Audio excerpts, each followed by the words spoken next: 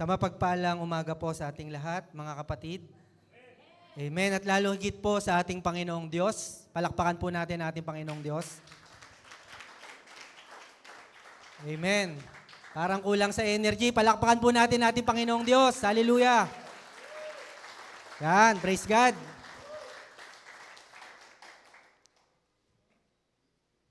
Napakabuti po ng ating Panginoon na dinako po tayo ng ating Panginoon na merong kalakasan upang pagpalain niya ngayong umaga. So, we bless the name of the Lord at i-bless din po tayo ng Panginoon through His Word.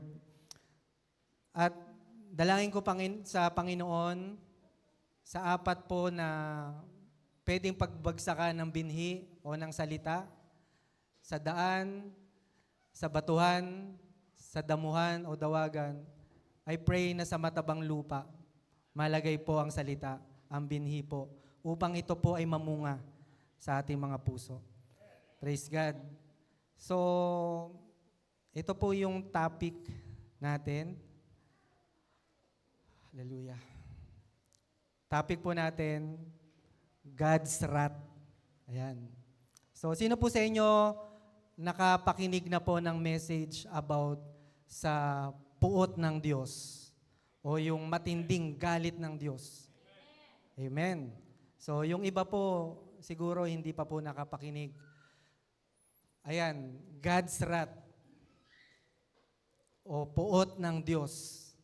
Ito po ay isa sa nature o character din ng Diyos. Sabi nga po, God is a God of love. Ang Diyos po ay Diyos ng pag-ibig. Amen po ba? Po tayo naniwala, amen. If God is a God of love, why He punish the souls in hell? Kung siya daw po ay Diyos ng pag-ibig, bakit may mga pinarurusahan sa impyerno ng mga kaluluwa ng tao?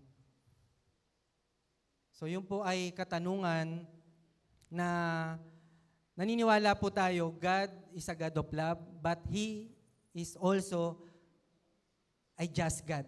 God is a God of just. Siya po din po ay makatarungang Diyos. Amen? So kung sa coins merong dalawa, no? Tail and head, yung Diyos po, God is love and just. Hindi lang po ang Diyos pag-ibig, nagagalit din po ang Diyos. Amen? Nagagalit po siya sa kasalanan. God hates sin. Amen. But He loves sinners. Naniniwala po ba tayo dito? Amen. Pwede po naniniwala po tayo dahil ito po madalas naman natin nasasabi, God hates sin, no? Namumuhay ang Diyos sa kasalanan, but He loves sinners. But the question is, if it's true, why sinners go to hell? Kung mahal ng Diyos ang makasalanan, bakit napupunta sa impyerno yung mga makasalanan? Ang mga napupunta po sa impyerno, mga makasalanan. Ibig sabihin nito, mga kapatid, meron pong hangganan. No? Ang pinopoint po dito, but He loves sinners until na yung opportunity na binibigay sa tao na hanggang pwede pa siyang magsisi at tumalikod sa kasalanan, pero ni-reject niya yung salvation. Papasok na po siya doon sa God's wrath. Amen? Kaya po maraming napupunta sa impyerno. Pero mahal po ng Diyos yung makasalanan. That's why sa John 3:16, ibinigay niya ang kaisa-isa niyang anak upang ang sino mang sumampalataya. So nandun po yung free will, no? Na open po ang kaligtasan sa lahat ng tao. Ang sino mang sumampalataya ay hindi mapahamak, kundi magkaroon ng buhay na walang hanggan. Pero nung nalugutan po siya ng hininga, hindi po siya sumampalataya. Saan po kaya siya pupunta? I-apply pa rin po ba yung God's love as sinners? Hindi na po. Amen? So, sabi nga, di ba, nung tayo makasalanan pa, namatay si Kristo sa takdang panahon. Ibig sabihin nun, ngayon po believers na tayo. Past tense. noong tayo'y makasalanan pa. Past na po. How much more ngayon na nananampalataya na tayo sa Panginoon? The more po yung pag-ibig po ng Diyos sa atin. Amen? So sa John 3:17 to 21, ang sabi po dyan, sapagkat isinugo ng Diyos ang anak upang hindi hatulang maparusahan ang sanlibutan, kundi upang iligtas tayo sa pamamagitan ni Jesus. Ganito ang paghatol ng Diyos, sabi po doon, mas inibig pa ng tao ang dilim o ang kasalanan dahil ayaw nilang mahayag ang kanilang masasamang gawain. May tanong po dito, as Christians, tayo po ba ay mananampalataya ng Panginoon? Amen. Tayo po ay believers. How do you value His character as God that is so holy to be offended by sins of men? Gaano po natin pinahalagahan yung kanyang karakter, yung nature as God bilang banal. Pag sinabing banal ang Diyos, thrice holy. Holy, holy, holy. Yung kabanalan ng Diyos, napakabanal po niya. Kaya nga po, galit po siya sa kasalanan. Kaya nga po, ang nagbayad ng kasalanan, yung kanyang anak. Amen? Dahil hindi po kayang pawiin ng mga handog na hayop yung kasalanan. Tinatakpan lang po yung kasalanan, pero hindi naaalis.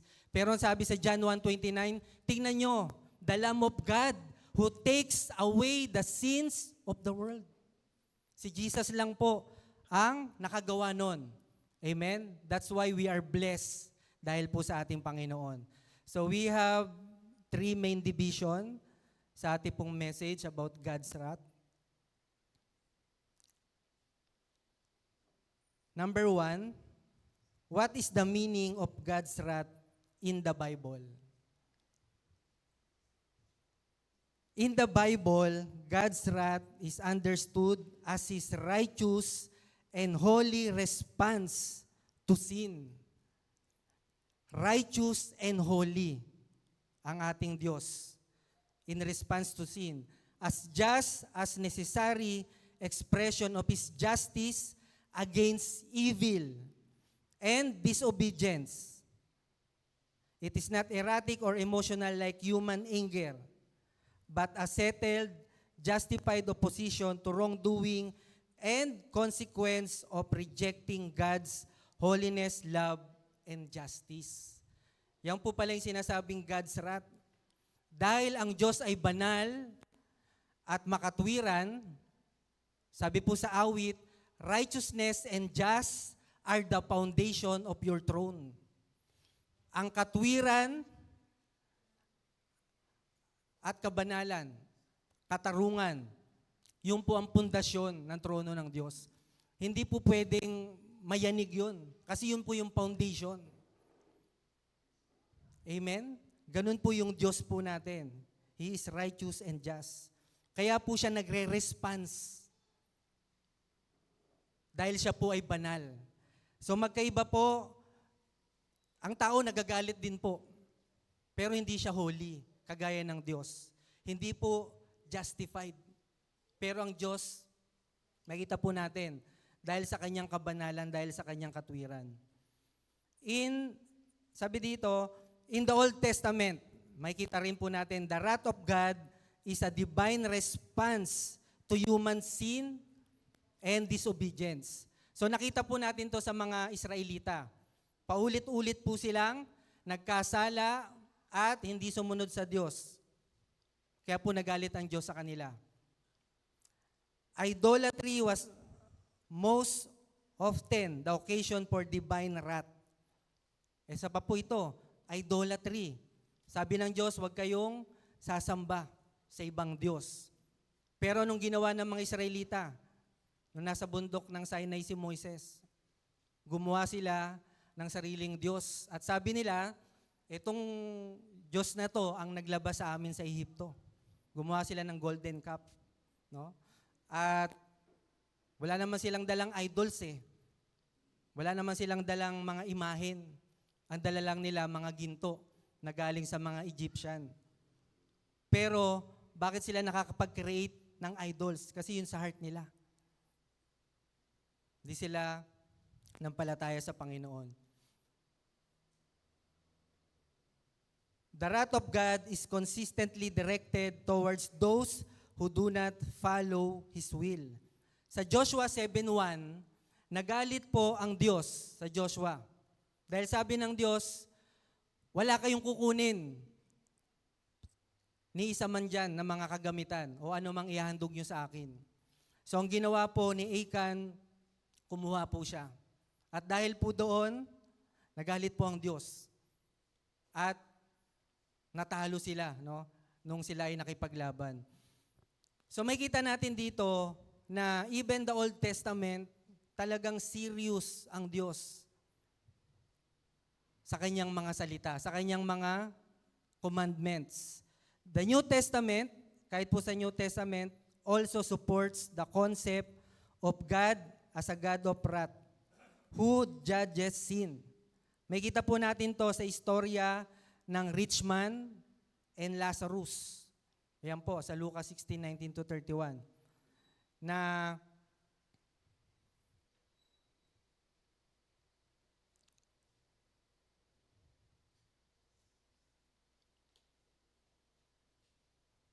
napunta po doon yung mayaman, no? Sa lugar ng pagdurusa.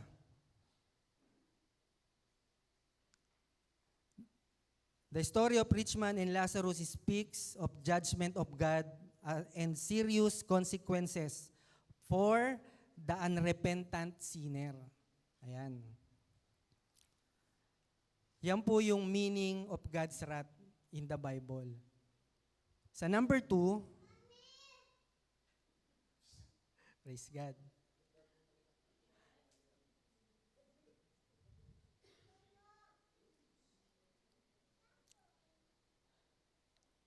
Ayan, sa number 2 natin, on whom will God's wrath fall? Kanino babagsak ang puot, galit ng Diyos? Ayan. Kanino babagsak ang puot ng Diyos? Sa Bible, ang sinasabi, to the wicked and unbelievers. Amen? So dun po magpo-fall yung God's wrath. Marami po, naglagay po ako ng mga ilang example po dito. Sa Genesis po, chapter 6, verse 1 to 7.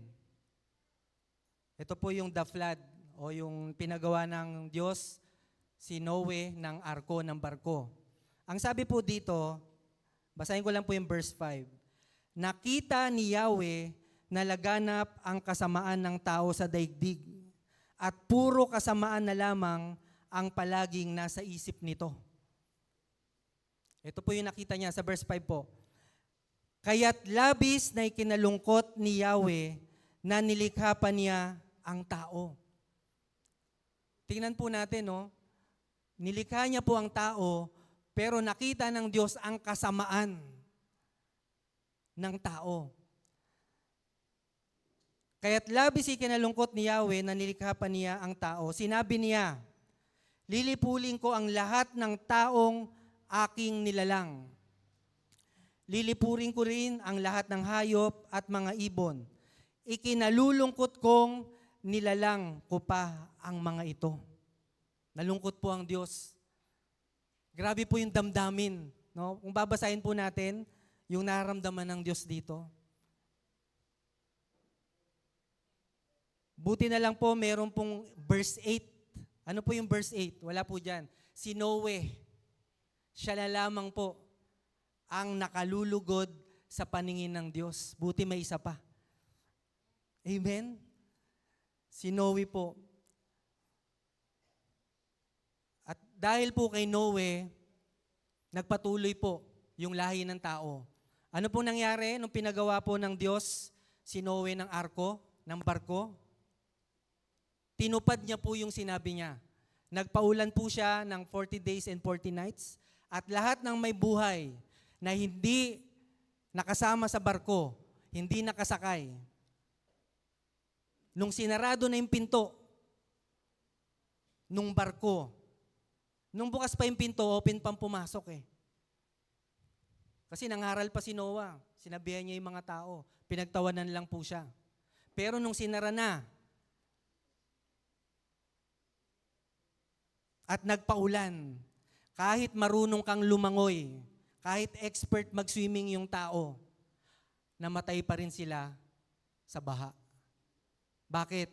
Dahil hindi sila nakasakay sa barko. Sinarado na yung pinto.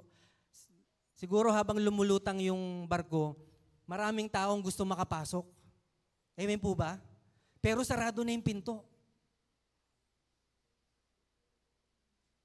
Sarado na. Wala nang chance. Yung barko po na yon na sinasabing Noah's Ark, walang iba kundi po yun ang ating Panginoong Yesus. Ngayon open pa yung salvation sa mga tao.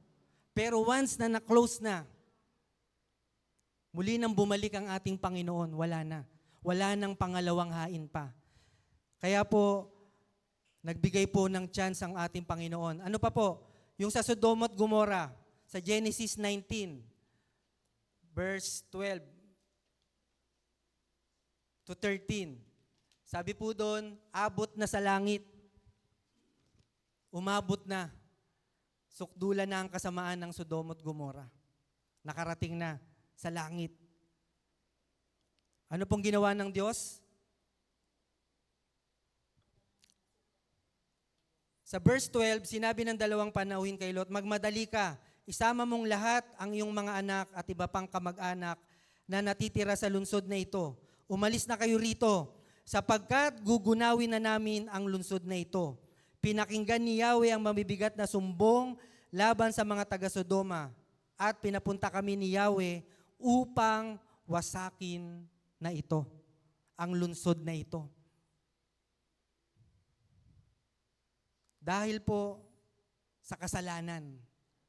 Alam naman po natin yung history ng Sodom at Gomorrah. Bakit napakatindi ng kasalanan ginawa nila? Dahil sabi po sa Bible, hindi na sila nakikipag-appear yung lalaki sa babae, yung babae sa lalaki. Kapwa babae, kapwa lalaki na. Ganun po kasama yung kanila pong ginagawa. Even pati yung sinugo pa ng Diyos, gusto pa nilang kuhain. Sabi po dito, mataas na ang araw na makarating si Lot sa Zoar, saka pa lamang pinaulanan ni Yahweh ng apoy at asupre ang Sodoma at Gomorrah. No? Apoy at asupre. Kanina sa tubig, pero itong lungsod na to, apoy at asupre. Tinupok ni Yahweh ang mga lungsod na iyon at ang buong libis, lahat ng mamamayan doon, pati ang mga pananim. No? Grabe po yung nangyari. Ngunit, ito po yung nakakalungkot, lumingon ang asawa ni Lot, kaya't ito'y naging isang haliging asin. Napatunayan po ito, no? Na talagang nangyari ito sa Sodom at Gomorrah. Lumingon yung asawa ni Lot. So bakit po siya naging isang haliging asin? Sabi po ng anghel, huwag kayong lilingon, basta dumiretso kayo. Doon sa unahan, sa burol. Ngayon, hindi po sumunod yung asawa ni Lot. Ang ibig sabihin po niyan, hindi lang po siya basta lumingon, kaya siya naging haliging asin. Kaya po siya lumingon dahil makasanlibutan po. No? Ang puso niya na nandun sa Sodom at Gomorrah, ayaw niyang iwanan yung lugar na yon. Amen. So yun po sa atin, warning po yun, na tayo po nasa Panginoon na. Huwag na natin balikan pa yung mundo. Hindi man po tayo maging literal na asin, kagaya ng asawa ni Lot, pero spiritually, it affects our spiritual life. Ano pa pong mga example po ng God's wrath na nangyari sa Bible? Yung rebellion of Korah. Nabasa na po ba natin to? Sa Numbers 16, verse 31 to 35. Si Korah po, yung kanyang mga kasama, Chinalin sila si Moises. Totoo ba talagang nangungusap sa iyo ang Diyos? Hindi sila naniniwala. Talagang kinu-question nila yung leadership. Nagrebelde po sila sa itinalaga ng Diyos na si Moises. Sa verse 30, ngunit kapag may ginawang di pangkaraniwan ng Diyos at bumuka ang lupa at sila'y nilulon ng buhay, kasama ang lahat ng mga may kaugnayan sa kanila, at sila'y nalibing ng buhay sa daigdig ng mga patay, nangangahulugang naghimagsik ang mga taong ito kay Yahweh. So yun po yung tanda. Kapag hindi normal yung kanila pong nangyari sa kanila. Hindi po talaga normal yung lupa bubuka, tas buhay ka pa, kakainin ka ng lupa. Hindi ka na makikita. Amen? So nangyari po ba yun? Dito po yan sa verse 31. Hindi pa halos natatapos ang pagsasalita ni Moises ay bumuka na ang lupa at nilulon ng buhay sina Korah, pati ang kanilang mga pamilya at mga ari-arian. Nakakapangilabot yung nangyari sa sambahayan ni Korah dahil sa kanyang rebelyon o pagrebelde. Silang lahat ay nalibing ng buhay. Muling nagsara ang lupa at hindi na sila nakita ng mga Israelita. So, ordinary, yung lupa, biglang bumuka. Nilamon sila, nilulun sila, tapos biglang nagsara. Yun po yung sinasabi ni Moises. Kapag ganun nangyari, tunay ngang nangungusap sa akin ng Diyos. Dahil dito, nagtakbuhan ang mga taong bayan dahil sa kanilang nasaksihan. Lumayo tayo rito, ang sigawan nila. Baka pati tayo'y lamunin ng lupa. Pagkatapos nito'y nagpaulan ng apoy si Yahweh at sinunog ang 250 na kasamahan ni Korah na nagsunog ng insenso. So yung 250 na to, kala nila ligtas na sila, hindi sila kinain ng lupa o nilulon ng lupa. Pero hindi pa po tapos. Dahil sila po ay may kaugnayan kay Korah na nagsunog ng insenso. Sila din po 250. Namatay po silang lahat. Dahil po nagpaulan ng apoy si Yahweh. Amen? So, the rebellion of Korah, yun po. Next po, yung rich man ni Lazarus. Nabasa na po natin. Basahin ko lang po.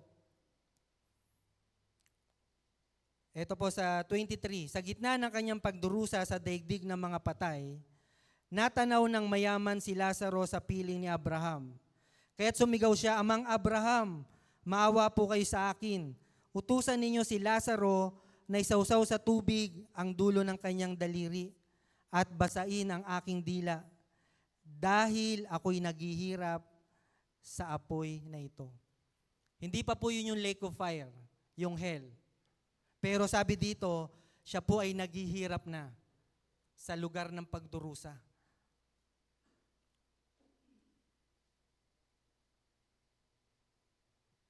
At ito po yung last na nilagay ko po dito.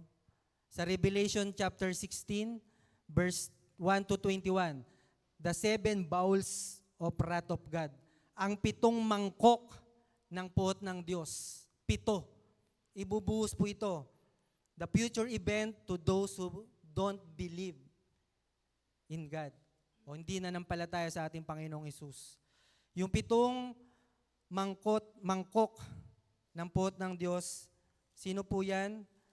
Yan po yung mga tumanggap ng tatak, ng halimaw, at sumamba sa larawan nito. Dahil po, sa panahon po na ito,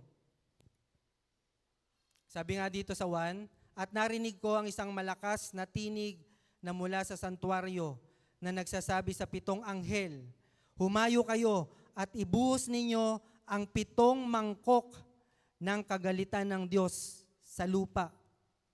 At humayo ang una at ibinuhos ang kanyang mangkok sa lupa at naging sugat na masama at mabigat sa mga taong may tanda ng hayop na yaon at nagsisisamba sa kanyang larawan. Dito po sa MBB, kaya't umalis ang unang anghel at ibinuhos sa lupa ang laman ng dala niyang mangkok. At nagkaroon ng mahapdi at nakakapandiring pigsa. So pigsa po yung ginamit dito. Ang mga taong may tatak ng halimaw at sumamba sa larawan nito. Ano po ba yung tatak ng halimaw? No? Alam po natin, no, nabasa rin po natin yung mga may tatak ng halimaw. No, yung 666, yung tatak ng halimaw. Ito po ay talagang nangyari po ito sa Revelation. Ito na po yung tribulation na. Amen? Yung church po, kung babasahin po natin yung Revelation, yung 7 churches hanggang ano lang po, Revelation 3. Pagdating po sa 4, no, yung panambahan sa langit, 5, pagdating po doon, puro ano na po yung mababasa natin. Tungkol po sa paghatol, tungkol po sa mga mangyayari na. Amen? Kaya po, hindi po natin dapat katakutan tong Book of Revelation pag binasa natin. Dahil si Jesus ay nagtagumpay. Our Jesus is victorious King. Yung sinasabi po dito mapaparusahan, ito po yung mga hindi sumampalataya sa ating Panginoon. Yung mga tumalikod. Amen? Sila po ang babagsakan ng puot ng Diyos. Amen?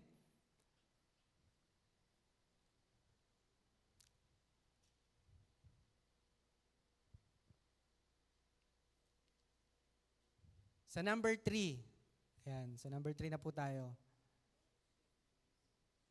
Hindi ko na po binasa, no? Basahin nyo na lang po yung Revelation 16:1 hanggang 21. Nandun po yung 7 mangkok. No? Bawat mangkok po, no, may laman na puot ng Diyos na ibubuhos po dito po sa ating mundo. So next, number 3, what should we do so that God's wrath does not fall on us? Ano po ang ating gagawin upang ang puot ng Diyos ay hindi mangyari sa atin o hindi po bumagsak sa atin? Pastor, di ba sabi, kapag ka nanampalataya naman sa Panginoon, ay maliligtas na. Amen. Sinabi naman po yan sa Bible. No? Sa John 3:16. Pero meron po tayong kailangan gawin, mga kapatid. Hindi po tayo nananatili lang na niligtas na ng Panginoon, tapos na. Hindi po ganon yung buhay na ating pananampalataya. Sabi nga ni Paul, fight the good fight of faith. Meron tayong gagawin sa ating pananampalataya. Sa letter A, ito po, may subpoints po dito sa number 3 natin. Letter A, examine yourself if you are living in the faith. Suriin po natin ang ating sarili kung tayo ba'y nabubuhay pa o namumuhay pa sa pananampalataya. Examine, suriin, kasama po ko doon. Lahat po tayo. Suriin po natin. Ano po ba ibig sabihin yan? Nasuriin. Dahil po dito sa Church of Corinthians, ilang sulat na po ni Pablo dito, no? Na talagang china-challenge din po yung kanyang pagiging apostol. At marami pong gumagawa ng masasamang gawain. Sa 2 Corinthians 13:5 po yan, mababasa po natin dyan. Suriin po natin sa 5. Subukin ninyo ang inyong mga sarili kung kayo'y namumuhay ayon sa pananampalataya. Suriin ninyo ang inyong sarili. 2 beses po sinabi. Suriin ninyo ang inyong sarili. Hindi ba ninyo nalalamang nasa inyo si Kristo Jesus? Maliban na lang kung kayo'y mga bigo sa pagsubok. Sa verse 1, ito ang aking 3 pagpunta riyan, at anumang sumbong ay kailangang patunayan ng 2 o 3 saksi. Ngayong ako'y wala riyan, inuulit ko sa mga nagkasala. At sa iba pa, ang sinasabi ko noong pangalawang dalaw ko, hindi ako mag-aatubiling parusahan sila pagdating ko riyan. Gagawin ko ito upang patunayan sa inyong si Kristo ay nagsasalita sa pamamagitan ko. Hindi siya mahina sa pakikitungo sa inyo, kundi makapangyarihan. Kahit na siya'y mahina ng ipako sa krus, nabubuhay siya ngayon sa kapangyarihan ng Diyos. Dahil sa pakikipag-isa namin sa Kanya, kami mahina rin. Ngunit sa pakikitungo sa inyo, kami ay nabubuhay, nakasama niya sa pamagitan ng kapangyarihan ng Diyos. So may kita po natin dito na maraming mga false teacher, false prophet, ang talagang nakapasok sa iglesia ng Corinto. And sa verse 5, challenge niya. Di ba, china-challenge siya na patunayan kung talagang siya ay sinugo ng Diyos, kung nangungusap ba ang Diyos sa kanya. Challenge niya rin yung church ng Corinthian. Siyasatin ninyo ang iyong sarili kung kayo'y nabubuhay pa sa pananampalataya. Kung ngayon po tayo mga kapatid tatanungin, the same question sa verse 5, kung ating sisiyasatin, papasiyasat ang ating sarili, kung nabubuhay pa rin po ba tayo sa pananampalataya sa Diyos? Sa panahon po natin ngayon na nakita po natin kung gaano kasama ang mundo, kung gaano ang pagkilos ng kaaway, kabilaan ng pag-usig, ang pagbabato ng mga problema, kasakitan. Ngayon, sa kabila ng lahat ng yon, nabubuhay pa rin po ba tayo sa pananampalataya?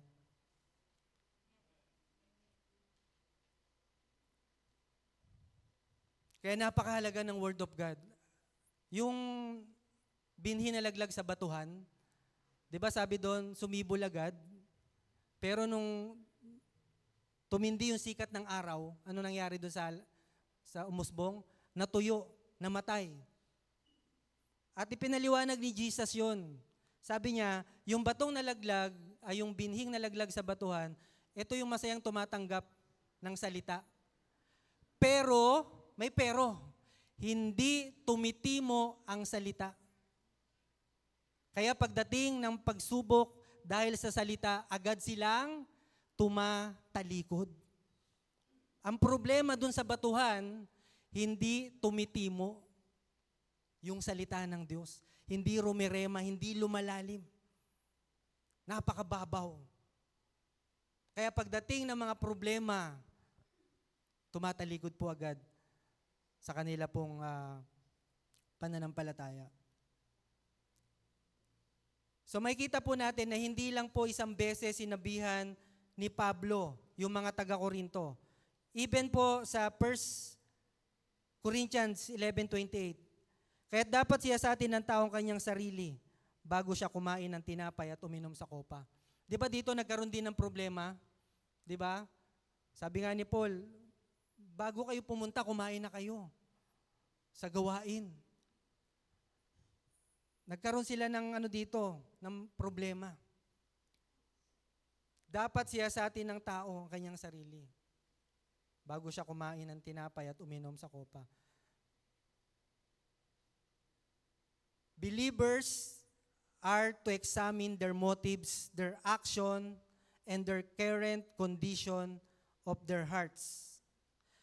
So sinasabi po dito, tayo pong mananampalataya, dapat suriin natin yung motibo natin. Motibo saan, pastor? Motibo sa bawat ginagawa natin. Paglilingkod, kung ano man pong ginagawa natin sa Panginoon, suriin po natin, ano bang motibo natin, bakit natin ito ginagawa? Bakit ka nasa music? Anong motibo? Bakit gusto mo maglingkod? Bakit gusto mong pumasok sa ganitong ministry? Suriin po natin their action, yung ating action o yung ating pagkilos.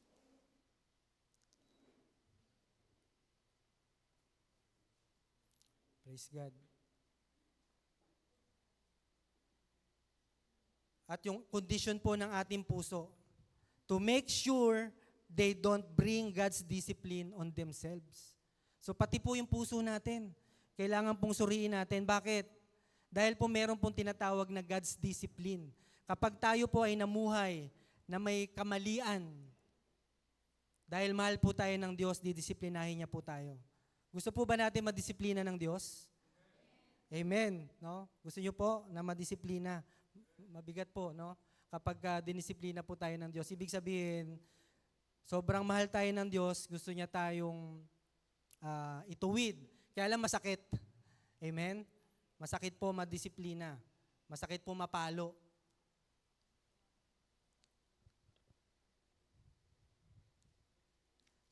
Paul's primary concern was to bring spiritual health and wholeness to the Christian community in Corinth. Hindi niya naman po gusto talagang disiplinahin o talagang yung mga kapatiran doon. Ang concern niya po is to bring spiritual health and wholeness. Parang dito sa church po natin, bakit po nandito yung mga pastor, mga bishop? Ano po bang benepisyo nito sa atin? Para po sa ating spiritual health, para lumago po tayo. Amen? Kaya po may nagpapagal para sa atin, para po sa kapakinabangan po natin. So ganun din po yung ginawa ni Paul sa mga taga-Korinto.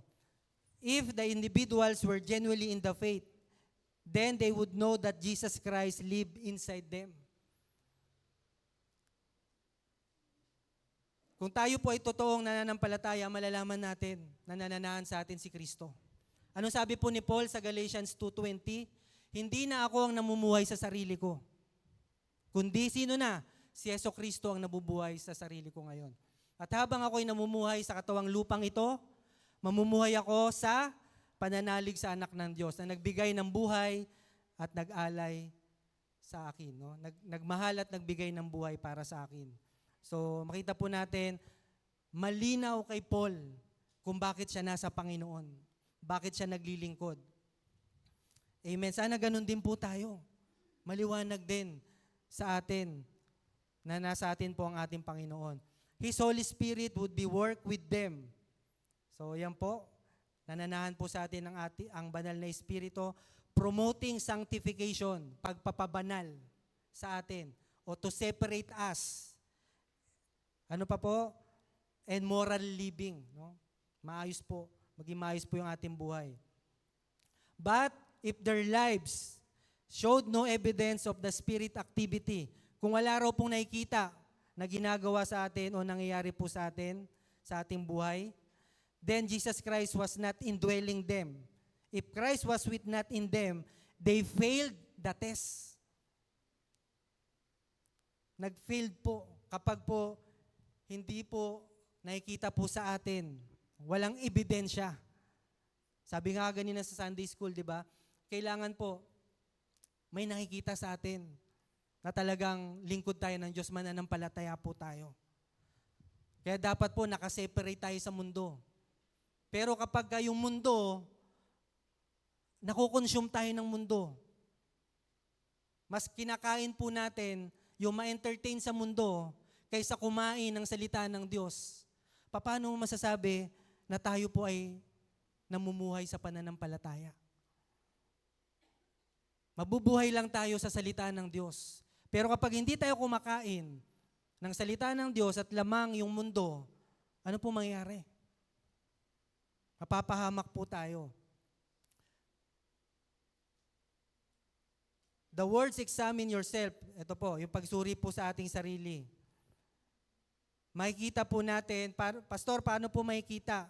One way to test yourself, yung evidence po ng Holy Spirit sa buhay po natin.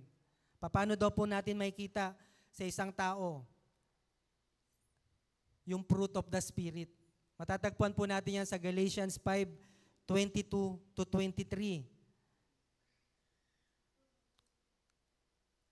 Yan po yung bunga ng banal na Espiritu. Magkaiba po yung gifts at yung fruit.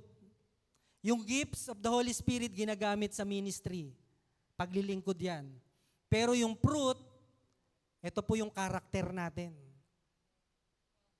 Yung bunga natin. Yes, ginagamit ka, meron kang gifts, pero yung fruit mo naman hindi nakikita. Si Kristo sa atin.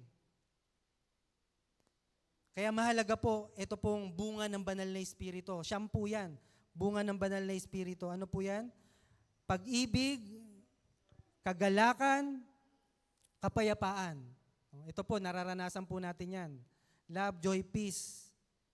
Pagtitiyaga, kabaitan, kabutihan, katapatan, kahinahunan, at pagpipigil sa sarili. Nagawa mo yung 8. Pero yung siyam, sumablay. Yung pagpipigil sa sarili. Sabi dito, walang batas laban sa mga ganito. So dito po, ito po yung fruit. Magkakaroon po ng fruit ang isang mananampalataya kung nananatili kay Kristo. John 15, nananatili. Doon po magkakaroon ng bunga kapag nananatili. Yan po yung nagaganap sa isang mananampalataya at dapat makita po sa atin. Pero kapag yan po ay hindi nakikita sa atin, anong bunga meron po tayo? Ang sumunod po dyan na verse, prior sa verse na yan, yung flesh. Yung gawa ng laman. Hindi ko na po yung babasahin. Sa Matthew 7:15, mag-ingat kayo sa mga huwad na propeta. Lumalapit sila sa inyo na parang tupa. Ngunit ang totoo ay mababangis na asong gubat. So ano po ibig sabihin nito? Ganun po kahalaga, no? Yung bunga na makita po sa isang mananampalataya.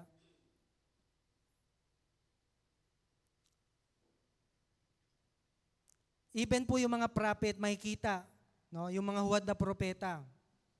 Yung mga propeta makikita sa kanilang gawa. Amen. So hindi po pwedeng magsinungaling yung Bible, no? Mga false prophet, even mga false teacher. Kaya po mga kapatid ngayon, sa panahon po natin ngayon, hindi natin namamalayan, merong battle. Ito po nangyayari po sa atin yung mga false teacher, mga false prophet.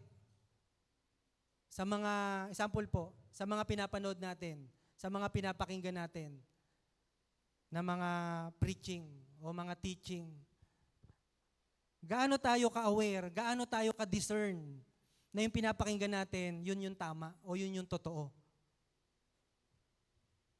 Kaya nga po mga kapatid, dahil po sa advanced technology sa panahon natin ngayon, at hindi po nagiging aware or hindi po nadidiscern ni kapatid yung pinapakinggan, ano pong nangyayari? Dahil sa kakapakinig, ang napapakinggan niya na pala, hindi na pala ayon sa pananampalataya. Marami po akong nakilala na ganyan po yung nangyari. Kakapakinig. One day, iba na. Iba na yung pinaniniwalaan. Okay lang na hindi na mag-church. Basta mag-pray, okay lang. No? So, yung mga ganun po, mga kapatid, nakakatakot na maligaw po ang isang kapatid dahil po sa kanya pong sarili pong ginagawa. So, next natin, sabi nga po dito, a top but spiritually beneficial question to ask ourselves regularly. Ano po ba yung magandang itanong natin sa ating sarili? What is my spiritual condition? Sabihin mo nga sa sarili mo, kapatid, what is my spiritual condition? So tayo po, no, at ang Diyos ang nakakaalam niyan, ang nakakasagot niyan. At pwede rin makita yan sa atin ng mga pastor, mga bishop, pero tayo po makakapag-siyasat niyan eh. Ano po ba yung ating spiritual condition ngayon? Nakakapagbasa pa po ba tayo ng Bible? Nakakapag-pray pa po ba tayo? Napaprioritize pa po ba natin na dumalo sa mga pagtitipon? O mag-devotion? Ano po yung mga inuuna natin? Paggising natin, ano yung unang hinahawakan natin? Cellphone ba o Bible? Eh pastor, yung cellphone ko may Bible app.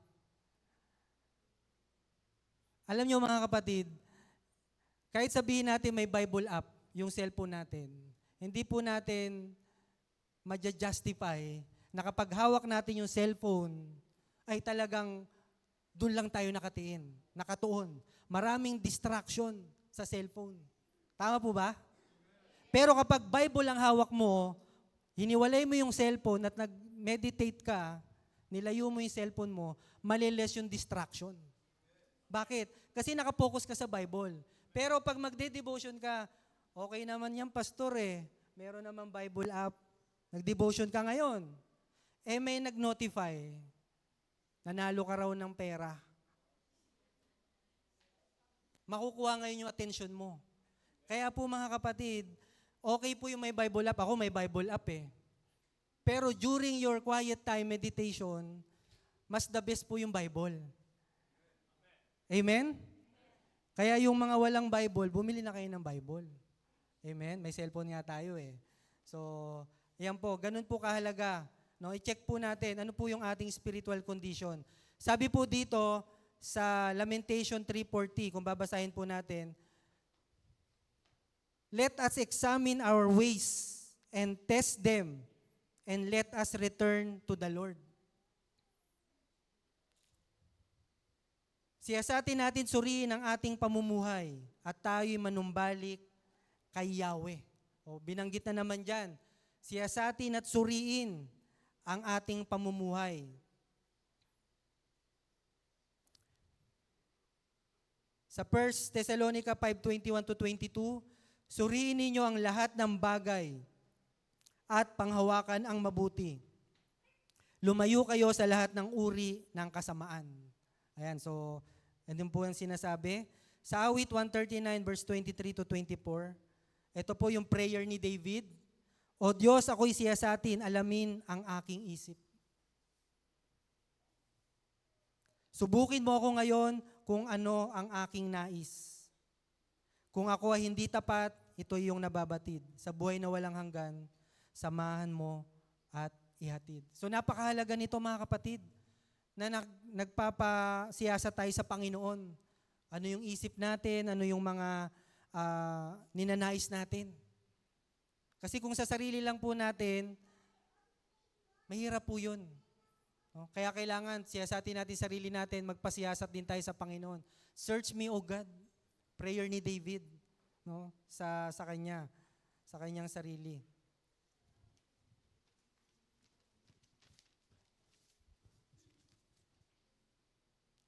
Psalms 139 verse 23-24 po yan. Sa letter B,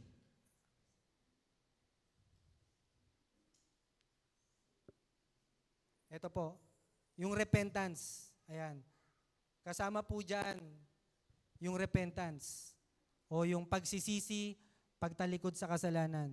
Repentance, it can change the mind of God to destroy a man or a nation. Dahil po sa pagsisisi, no, pwedeng mabago yung isip ng Diyos doon sa kanya pong ninanais na gawin. Example po niyan yung Book of Jonah. Jonah chapter, kung babasahin natin yung chapter 1 to chapter 4 ng Book of Jonah, sinabi ng Diyos kay Jonah, pumunta ka sa Nineveh at mangaral ka, sabihin mo na sukdulan na ang kanilang kasamaan at gugunawin ko ang Ninibayang Nineveh. Sabi dito sa Jonah 3:4, eto na yung sumunod na si Jonah, hindi ko na i-detalye yung nangyari kay Jonah. Jonah 3:4, siya ay pumasok sa lungsod, pagkaraan ng maghapong paglalakad. Malakas niyang ipinahayag, gugunawin ang Nineveh, pagkaraan ng 40 araw. So yun po yung nangyari. Nangaral po si Jonah, naniwala ang mga taga roon sa pahayag na ito mula sa Diyos. Kaya't nag-ayuno silang lahat at nagdamit ng panluksa. Pati yung hari, sabi nila, lahat tayo, pati mga hayop, mag-ayuno tayo. Baka sakaling hindi na ituloy ng Diyos yung balak niya sa ating bayan. Ano po nangyari? Nakita ng Diyos na seryoso sila sa kanilang ginawa. At hindi na po tinuloy ng Diyos yung kanyang balak na gawin sa Nineveh. So dahil po sa pagsisisi, hindi po sila naparusahan. Amen? Pero nakatakda na yun eh. Kung ang bait ng Diyos eh, binigyan sila ng chance. Amen? Sabi po sa 2 Peter 3:9, ang Panginoon na hindi nagpapabaya sa kanyang pangako, gaya ng inaakala ng ilan. Sa halip, nagbibigay siya ng pagkakataon sa lahat, sapagkat hindi niya nais na may mapahamak, kundi ang lahat ay makapagsisi at tumalikod sa kasalanan. Amen? So nandun po yung ating Diyos. Nandun yung grace na binibigay pa po. Binibigyan niya pa ng pagkakataon. Kaya po yung mga mahal natin sa buhay, may pagkakataon pa po. Lahat. As long as na may hininga pa, may pagkakataon pa po na magsisi at magbalik loob sa Panginoon. Bakit? Hindi naman talaga gusto ng Diyos na mapahamak ang tao sa impyerno eh. Pero ang tao ang pumipili na sila ay pumunta roon. Amen?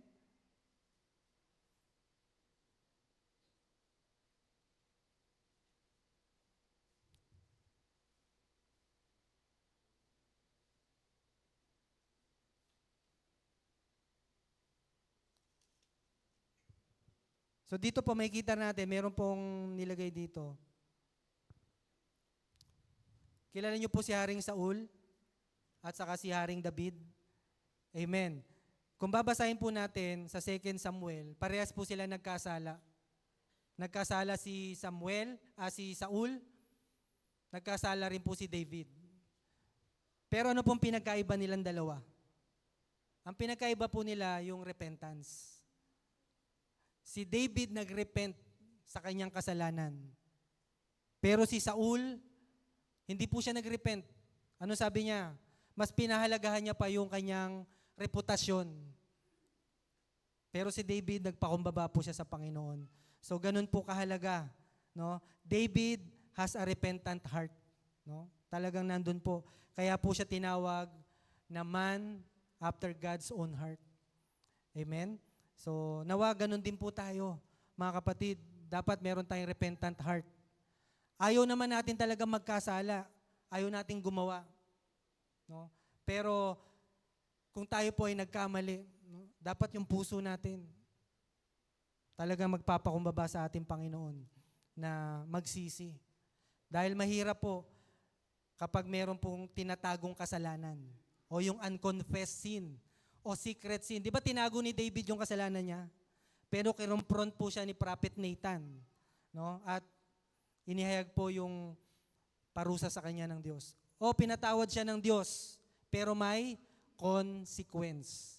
So yung bawat kasalanan na ginagawa natin, patatawarin ng Diyos. Pero may consequence.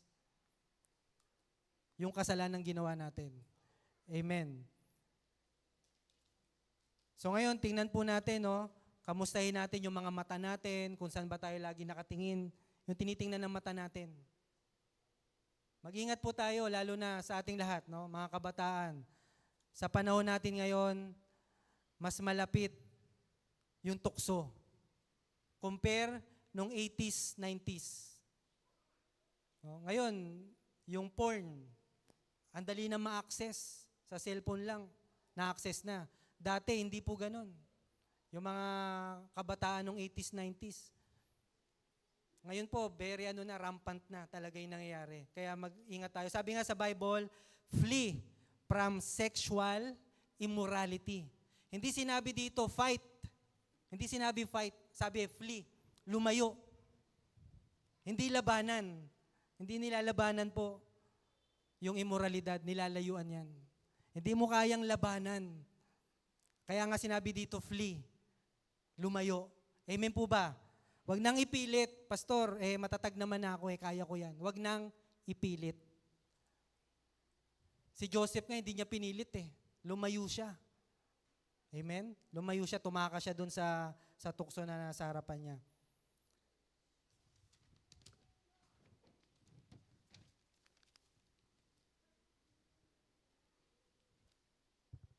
Ayan, sa next po natin, sa letter C, secure your salvation. So, ayan po, we have the assurance of salvation. Naniniwala po ba tayo, mga kapatid? Meron po tayong assurance of salvation. Basahin ko lang po, ito pong statement of faith natin. Sino po nakabasa ng statement of faith natin? Amen. Dito po sa 7, ito po we believe in the necessity of repentance toward God and of faith in the Lord Jesus Christ in order to be saved. Repentance and faith para magkaroon tayo ng kaligtasan. This salvation is an eternal and secure position in Christ Jesus. Secure, eternal and secure position in Christ Jesus. Hindi sa sarili natin. Ephesians 2:8 and 9. So yan po yung number 7. Sa number 8 po, so kung tayo po inanampalataya sa Panginoon, sabi dito sa doctrines po natin, statement of faith, eternal and secure position in Christ Jesus. Sa number 8, ito po, number 8, we believe the Scripture warns believers against falling away. Binibigyan po tayo ng babala ng Bible o ng Scripture sa laban sa pagtalikod. Kasama po yan sa statement of faith po natin. So ibig sabihin mga kapatid, no, dapat po pala kahit sabihin natin na meron na tayong kaligtasan sa Panginoon, pinag-iingat pa rin po tayo na pwedeng ito pong falling away o pagtalikod ay pwedeng mangyari sa isang mananampalataya.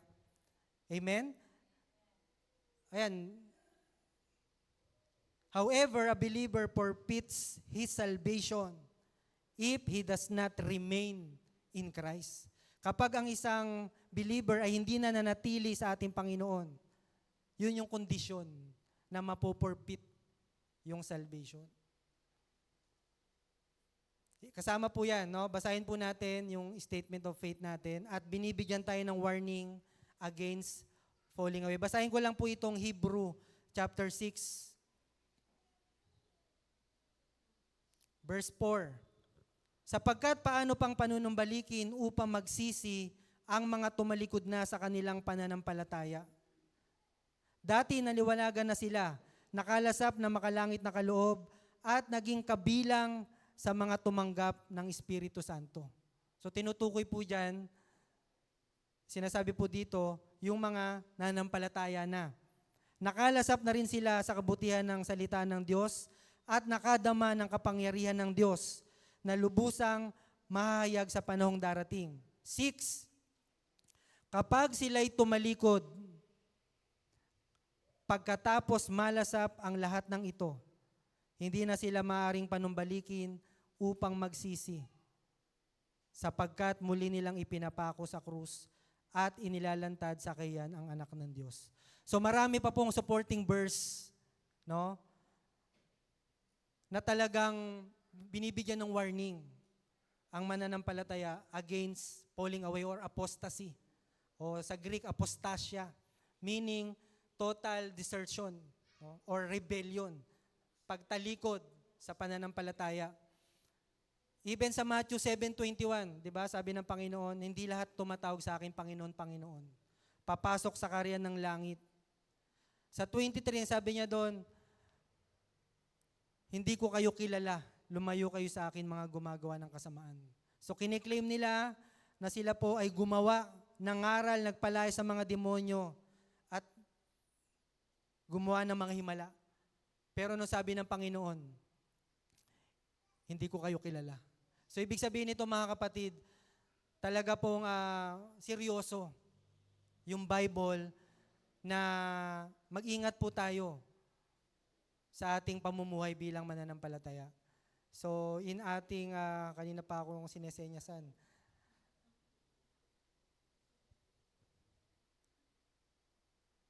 How can you be sure your name is written in the book of life? No, ito po, last na to. Paano po natin matitiyak na yung pangalan natin ay nakasulat sa aklat ng buhay? Kasi di ba sabi sa Bible, ang hindi nakasulat sa aklat ng buhay ay tatapon sa lawang apoy na magiging pangalawang kamatayan. So, ang basic po, ang sabi dito, be sure you are saved. Siguraduhin natin na ligtas po tayo. Repent sa ating mga kasalanan, manampalataya sa ating Panginoon. John 1:12, for those who believe and receive. Romans 10:9, 10, di ba? Kung ipapahayag ng iyong labi na si Jesus ay Panginoon at mananampalataya ka na siya'y muling binuhay ng Diyos, maliligtas ka. Amen. So, yan po ang sinasabi po dito. And yung tanong, why we need salvation? Bakit, Pastor, kailangan ba natin maligtas? Why we need salvation? Para magkaroon ng kaligtasan. Kaligtasan saan? Saan po? Kaligtasan saan? To God Himself. Sa puot ng Diyos. Amen? So, yung Diyos, sabi nga sa Bible, nakakapangilabot ang mahulog sa kamay ng Diyos. Kapag ang Diyos nahulog tayo sa kamay niya para maparusahan, nakakapangilabot. Kaya po kailangan po natin ng kaligtasan para maligtas po tayo sa Diyos. Amen? Dahil ang Diyos po ang nagpaparusa. Amen? Kaya kailangan po natin maligtas. At ginawa po yun ng Diyos sa pamagitan ng ating Panginoong Yesus. Hindi na po natin kailangan, sige po, palakpakan po natin ating Panginoon. Hindi po natin kailangan katakutan yung God's wrath. Hindi po natin siya kailangan katakutan. Bakit, Pastor? Dahil inako na ng Diyos, ng ating Panginoon, lahat ng galit ng Diyos. Binayaran niya ng lahat. Ang kailangan lang natin gawin in our conclusion, tayo po tayong lahat.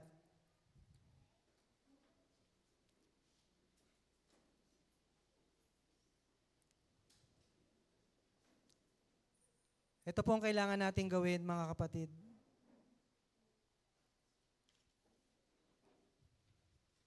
Sabi nga dito, the cup of God's wrath remains for those who reject Christ. Para po sa mga magre-reject sa ating Panginoong Yesus. Ang sabi po sa John 3:36, ang sumasampalataya sa anak ay may buhay na walang hanggan. Ngunit ang hindi sumusunod sa anak ay hindi magkakaroon ng buhay. Sa halip, mananatili sa kanya ang puot ng Diyos. Kaya sa oras na to, mga kapatid, kung ikaw ay tunay na nananampalataya sa ating Panginoon, ipinahayag mo sa iyong labi na si Jesus ay Panginoon at sumampalataya ka sa iyong puso na siya'y muling binuhay ng Diyos. At buong puso ka nagtitiwala sa Kanya sa oras na ito. Panghawakan mo, kapatid, ang pangako ng Diyos, ang kaligtasan ng ating kaluluwa. Ang white throne judgment, ito ay para sa mga unbelievers na hindi nakasulat ang pangalan sa aklat ng buhay.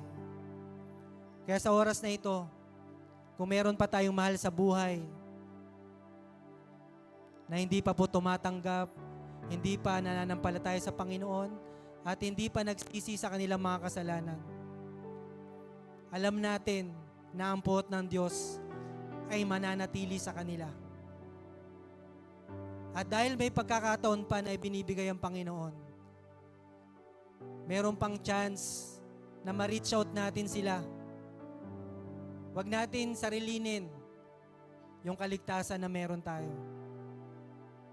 Ang sabi ng Panginoon, magalak ka, hindi dahil sa napapalayas mo ang masamang espiritu, kundi dahil nakasulat ang iyong pangalan sa aklat ng buhay. Mga kapatid, huwag tayong magalak sa mga ginagawa natin.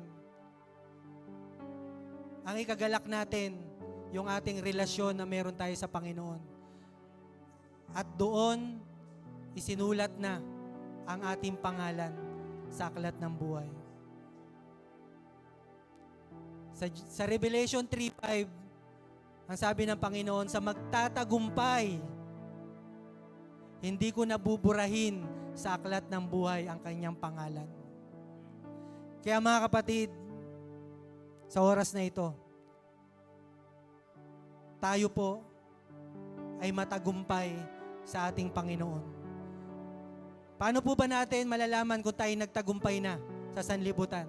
Ang sabi po sa 1 John, ang sumasampalataya kay Jesus na anak ng Diyos ay siya po yung magtatagumpay. Kaya Lord, narito po kami. Lumalapit po kami, Panginoon. Alam po namin, Lord, na ito pong message about God's wrath, ito pong puot mo dahil sa kasalanan. Lord, yung sinabi sa Revelation 16, ito po yung mangyayari at magaganap sa itinakda mong panahon. Nawa, O Diyos, kami pong naririto at nakapakinig ng iyong mensahe. Lord, mas lalo mo kaming hawakan, mas lalo mo kaming yakapin pa. Mas lalo mo kami, Lord, na talagang puspusin na yung banal na Espiritu. Lord, ayaw pa namin na mapalayo pa sa'yo. Ayaw namin na maagaw pa. Ayaw namin na madistract pa o madeceive ng dyablo sa patuloy niyang ginagawa sa bawat araw upang kami ay malayo sa'yo. Lord, I pray na sa kapangyarihan ng banal na Espiritu, magkaroon kami ng discernment na malaman namin lahat ng impormasyon na aming napapakinggan, napapanood, even napapakinggan sa mga preaching. Lord, give us discernment and wisdom na malaman namin, kagaya ng mga taga-Berea, na saliksikin namin ang salita ng Diyos upang malaman namin yung katotohanan. At hindi na kami maligaw pa sa maling katuruan na binibigay po sa mga napapakinggan po namin. Lord, marami nang tumalikod, marami nang nawala. Marami nang na-deceive na mga kasamahan po namin, even mga pastors, na once nanampalataya sa iyo, tumanggap ng tamang doktrina. At nangyari pa rin, Panginoon, na sila po ay nailigaw ng mga maling doktrina, heresy from hell, mga maling paniniwala, maling katuruan. Lord, nawa sa panahon namin ngayon, sa lahat ng narito, Lord, dalangin ko po na i-guide mo kami, i-lead mo kami, Panginoon, sa lahat ng katotohanan ayon sa iyong salita, na mamuhay kami ayon sa katotohanan ng iyong salita. And Lord, let the Holy Spirit ang siyang tumulong mangusap kung yun napapakinggan na ba namin o napapanood namin ay mga maling doktrina, mga maling katuruan, upang hindi kami mailigaw sa aming pananampalataya. Kaya Lord, salamat. Maraming salamat. Naniniwala kami, Panginoon, na ang kaligtasan namin ay nasa iyo. Sa iyo namin ipinagkakatiwala, sa iyo kami umaasa, na hindi namin kayang iligtas yung sarili namin sa araw ng paghuhukom, kundi nasa iyo, Panginoong Hesus, sa iyong tinapos na ginawa sa krus ng Kalbaryo, for your perfect obedience, perfect sacrifice. Lord, doon po namin natagpuan ang aming kaligtasan sa iyong ginawa. Kaya salamat po, maraming salamat. At sa bawat isa na nakapakinig, Lord, even sa online, dalangin ko po na sa panahon ngayon, maging wise kami, Panginoon, maging matalino kami kung paano kami mamuhay dahil napakasama na ng mundo na ito. Lord, salamat po, maraming salamat. Ito po aking dalangin in Jesus' name. Amen.